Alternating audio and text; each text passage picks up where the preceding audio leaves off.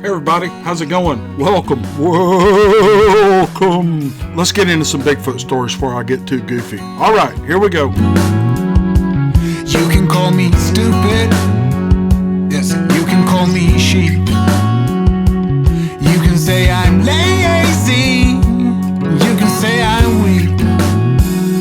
But when it comes to her, this is a story that I got actually this month, and I pulled it up because it's so interesting, and I think you're going to find it fascinating because it's different. You're not going to hear these type of encounters very much, and I thought it was worthy of bringing up just for the fact that it's not just anecdotal evidence. It's actually some pretty hard-hitting stuff. So let's jump into it. The writer's name is Don. He lives in Florida. And here's what he says. The encounters that I'm about to tell you both involve Sasquatch attacks that could have ended in death, but they were survived. The encounters are absolutely true and have occurred recently in the past 2 years and in 2 different locations. These encounters do not involve me, but they involve my friend David in Virginia. I will withhold his last name and exactly where he is located because he likes to stay under the radar. He trusts me, and I've learned a lot from him. He has so much experience tracking Bigfoot that it could fill books. On to the encounters.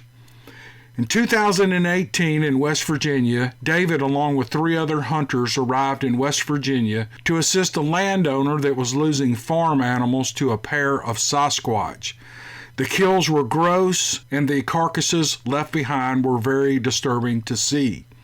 The owner wanted David to track them and find out where they were coming from, going to, hiding at, and possibly get rid of the destructive creatures if possible. It's my opinion that Bigfoot knew David was hunting them, and David agreed that was probably the case, and that's what led to the attack. As David walked along a trail, he was in front of his tracking buddies a short distance ahead. How far is unclear, but far enough to appear alone and vulnerable. In just a few seconds, 2 adult Sasquatches burst out to his left and hit David's head with its big hand, knocking him to the ground, weapon and all. They came at him a second time, but David, being military trained, knew to fight back to survive, so he kicked one of the Sasquatches in the kneecap. This slowed the attack down long enough to make the Sasquatches pause, notice, and his buddies were coming from behind, and then take off. They had made their point. David later said the speed and suddenness of the attack is what surprised him and caught him off guard, even though he is military trained. His tracking buddies rushed him to the nearest hospital, where I received a phone call from David telling me what happened. He sounded broken and weak. After a few weeks in the hospital and testing, he went back home to Virginia. He had head injuries but survived the blunt force trauma that could have killed him. A short time later, he suffered a mild stroke from his head injury, and it slowed him down a bit more. Before long, he was out tracking Sasquatch again. David likes to stay on the move, but he's a different man since this attack. He did not mention to the hospital staff what had attacked him. He knew not to do that. Now for the second attack, it was in November of 2019, this month, and it happened in Virginia. David received a call from a neighbor on his street about a quarter-mile away saying that he wished to talk to him about a Sasquatch on his property. David has Sasquatch all around his area, so the neighbors see them all the time. David was walking up the driveway to the neighbor's house at dusk when he noticed a large brown figure run out of a grassy area to his left like it was being chased by a hunter, and it knocked David down and caused him to tumble down a small ravine. Was it accidental or was it on purpose? That's all unclear. David looked up and the brown Sasquatch looked at him and started to move towards David. However, this time David got up and ran away towards his house the best that he could. His wife suggested that he go to the ER and get checked out. He called me and told me what happened and that they were keeping him for one night. He's okay. He simply told the hospital staff that he had fallen down a ravine. He never mentioned the Bigfoot at the hospital. The main thing that David said was that these creatures are extremely strong, like getting hit by a brick wall or tackled by a linebacker. You are going down, and if you fight back, you may just survive. Their strength is unparalleled. And he goes on to say that's the two encounters that I wanted to share with you. I hope it didn't take too long. No, this was a great encounter. And this is really interesting stuff because, as I said in the beginning, there are hundreds and hundreds of encounter stories floating around, let's just say in North America. But very few of them are visual sightings. Very few. Most of them are just anecdotal and, there's a smell or there's a noise or a whoop or a tree knock or all the typical things that people describe. But this thing actually had physical contact with the man, and that's what I think is unusual. And apparently they attacked him. And who knows why. Did they just want him gone? Did they just want him out of the area? Or did they, as the writer said, sense that he was tracking them? What was going on with this? Because a lot of people can walk through the woods, and they say a Sasquatch can be close and never be aggressive at all. But these things were actually, they turned the tables on this guy and were tracking him. And they flanked him on his left and were able to get a hand against the head and really cause him injury. And you got to wonder if the Sasquatch that struck his head was maybe off its mark a little bit, because if he'd hit him with a lot of force, he would have killed him. He would have just killed him deader than a doornail. But anyway, I think that's a real interesting. Don, thank you for sending it. I know we all enjoyed it. Man, what else to say about that one? All right, let's go to another one. I've done a few of these. This is an older news article that was sent to me by Greg via Facebook. He sent it to my Facebook page, and he thought it was great, and I agree. And it's an old newspaper article from the Boston Daily Times dated Monday, April the 1st, 1839. When will wonders cease? Robert Lincoln, Esquire, agent of the New York Western Lumber Company, has just returned from St. Peter's River near the head of the steamship navigation on the upper Mississippi, bringing with him a living American orangutan, or a wild man of the woods, with two small cubs, supposed to be about 3 months old. Mr. Lincoln informs us that he went out to the Northwest as an agent of the New York Lumber Company in July last, with a view to establish extensive sawmills on the pine lands near the Falls of St. Anthony, and he has given us detail of the operations of the company and the circumstances which led to the capture of the extraordinary creatures mentioned above. Those who are acquainted with the leading features of the Valley of the Mississippi are aware that there is little to no pine timber throughout the states of Illinois and Missouri, or in the extensive territories of Wisconsin and Iowa. The inhabitants of that region are obliged to use oak and walnut for common building purposes, and the labor of working such materials is very great. The greatest portion of the pine timber that finds its way into the upper part of the valley is floated down the Ohio and from thence carried up the Mississippi and Illinois rivers by steamboats. The most ordinary kind of pine timber is worth $60 per thousand in any part of Illinois or the territories. In New England, the same quality sells for about half the sum. There are some very extensive and immensely valuable pine lands near the Falls of St. Anthony on the upper Mississippi, but until recently they have been in possession of the Sac and the Fox Indians. In the summer of 1838, a treaty was ratified with these Indians, by which they ceded the whole of their pine lands to the United States. The ceremonies of this treaty were performed at Fort Snelling about the 1st of July last. Captain Marryat, the famous English novelist, was then on the upper Mississippi and was present to witness the war dances on this occasion, which, it is said, were conducted with unusual splendor. He also spent several days among the Indians, and by the assistance of the American officers at Fort Snelling, obtained a large collection of ornaments and curiosities. Some shrewd men at Albany and New York who knew that the treaty referred to was about to be ratified and were aware also of the value of the timber, formed a company with a substantial capital, engaged a large number of enterprising mechanics and laborers to go out and establish sawmills for cutting timber on the St. Peters. They rightly supposed that the land would not come into the market, as the phase is for several years, as it is worth but little except for the timber.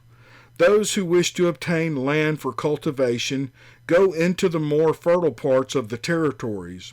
Companies may therefore claim land, establish mills, and cut off the timber wherever they find it, without fee or license. The timber may then be floated down the Mississippi in rafts for a mere trifle and sold at the highest prices anywhere on the river. The New York company sent the expedition in July last. The workmen and laborers with the principal part of the machinery went by way of New Orleans. At that city, they chartered a steamboat and proceeded up the Mississippi. The whole business was under the direction of Mr. Lincoln. They had on board all necessary tools and saws, together with the apparatus for a grist mill, oxen, horses, cows, and a good stock of provisions, arms, ammunition, etc., etc. They passed directly up the river, only stopping to take in wood and water until they reached Prairie des Chênes at the mouth of the Wisconsin. Here they put their animals on shore and remained for 2 days. In the third day they re-embarked and finally reached the St. Peters in safety. Their enterprise proved highly successful.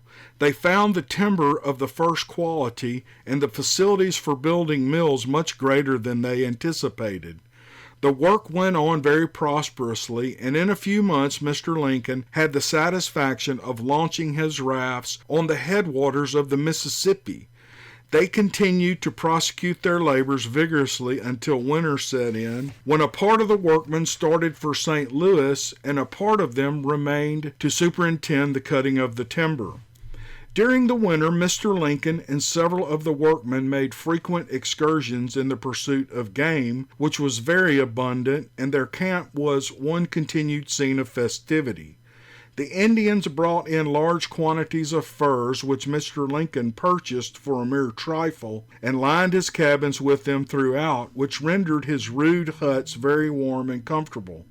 The whole party were as hardy as bucks and appeared to enjoy themselves exceedingly.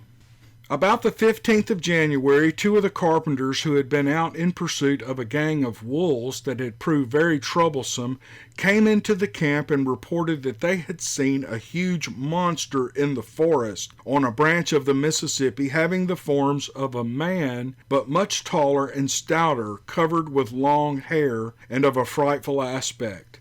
They stated that when first seen he was standing on a large log looking directly at them, and at the moment they raised their muskets, he darted into the thicket and disappeared.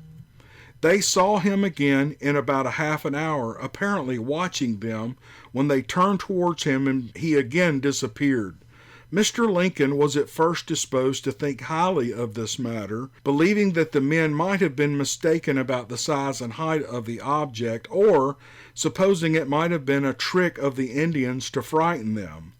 He was informed, however, by some of the natives that such a being had often been seen in the St. Peters and the near falls of the Mississippi, and they proposed to guide a party of the workmen to a bluff where it was thought he might be found.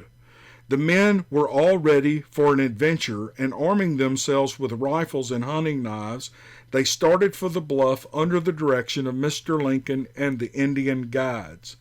On the way, they were joined by several of the natives, and the whole party numbered 23. They arrived at the bluff late on the afternoon of the 21st of January and encamped in a cave or grotto at the foot of the hill. Early the next morning, 2 of the Indians were sent out to reconnoiter, and in about an hour returned and said they had seen the wild man on the other side of the hill. The whole party immediately prepared for the pursuit. Mr. Lincoln gave positive orders to the men not to fire upon him unless it should be necessary in self-defense, as he wished, if possible, to take the creature alive. The Indians stated that although a very powerful creature, he was believed to be perfectly harmless, as he always fled at the approach of men. While Mr. Lincoln was giving his men their instructions, the wild man appeared in sight. He ordered them to remain perfectly quiet, and taking out his pocket glass, surveyed him minutely. He appeared to be about 8 or 9 feet high, very athletic, and more like a beast standing erect than a man. After satisfying himself with regard to the character of the creature, Mr. Lincoln ordered his men to advance. The Indians had provided themselves with ropes, prepared to catch wild horses, with which they hoped to ensnare and bind the creature without maiming it. The instant the company moved towards the wild man, he sprang forward with a loud, frightful yell, which made the forest ring. The Indians followed close upon him, and Mr. Lincoln and his men brought up the rear. The pursuit was continued for nearly an hour, now gaining upon the object of their chase, and now almost losing sight of him. The trees, however, were quite open and free from undergrowth, which enabled them to make their way very rapidly. Whenever they came very near him, he stared forward again with a yell and appeared to increase in his speed. He finally darted into the thicket, and although they followed close and made much search, they were unable to find him. They then began to retrace the steps towards the place of the encampment, and when within about a mile of the cavern, the wild man crossed their path again within 20 rods of the main body of the party. They immediately gave chase again and accidentally drove the creature from the forest into an open field or prairie. The monster appeared to be much frightened in his situation and leaped forward, howling hideously. At length he suddenly stopped and turned upon his pursuers. Mr. Lincoln was then in the advance. Fearing that he might attack them or return to the woods and escape, he fired upon him and lodged a charge of buckshot in the calf of his leg. He fell immediately, and the Indians sprang forward and threw their ropes over his head, arms, and legs, and with much effort succeeded in blinding him fast. He struggled, however, most desperately, gnashing his teeth, and howled in a frightful manner. They then formed a sort of litter of branches and limbs of trees, and placing him upon it, carried him to the encampment. A watch was then placed over him, and every effort made that could be devised to keep him quiet, but he continued to howl most piteously all night. Towards morning, 2 cubs about 3 feet high and very similar to the large monster came into the camp and were taken without resistance. As soon as the monster saw them, he became very furious, and gnashing his teeth and howled and thrashed about until he burst several of the cords and came very near effecting his escape. But he was bound anew, and after that was kept most carefully watched and guarded. The next day he was placed on a litter and carried down to the mills on the St. Peter's. For 2 or 3 days, Mr. Lincoln says he refused to eat or drink or take any kind of food, but continued to howl at intervals for an hour at a time. At length, however, he began to eat, but from that time his howls ceased, and he has remained stupid and sullen ever since. The cubs took food very readily and became quite active and playful. Mr. Lincoln is a native of Boston, and some of the workmen engaged at his mills are from this city. He arrived here Saturday afternoon in the brig at St. Charles Stewart, master from the New Orleans, with the wild man and the cubs, and they were all removed from the vessels that evening. By invitation of Mr. Lincoln, who is an old acquaintance, we went down to his rooms to examine this monster. He is a horrid-looking creature and reminds us very strongly of the fabled satyrs as we have pictured them in our own mind. He is about 8 feet and 3 inches high when standing erect, and his frame is of a giant proportion in every part. His legs are not straight, but like those of a dog and other 4-footed animals, and his whole body is covered with a hide very much like that of a cow. His arms are very large and long and ill-proportioned. It does not appear from his manner that he has ever walked upon all fours. The fingers and toes are mere bunches armed with a stout claw. His head is covered with thick, coarse black hair like the mane of a horse. The appearance of his countenance, if such it may be called, is very disgusting, nay, almost horrible. It is covered with a thinner and lighter coat of hair than the rest of the body, and there is no appearance of eyebrows or a nose. The mouth is very large and wide, and similar to that of a baboon. His eyes are quite dull and heavy. There is no indication of cunning or activity about them.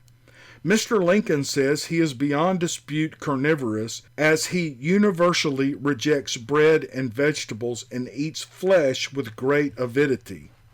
He thinks he is of the orangutan species, but from what little we have seen, we are inclined to consider him a wild animal, somewhat resembling a man.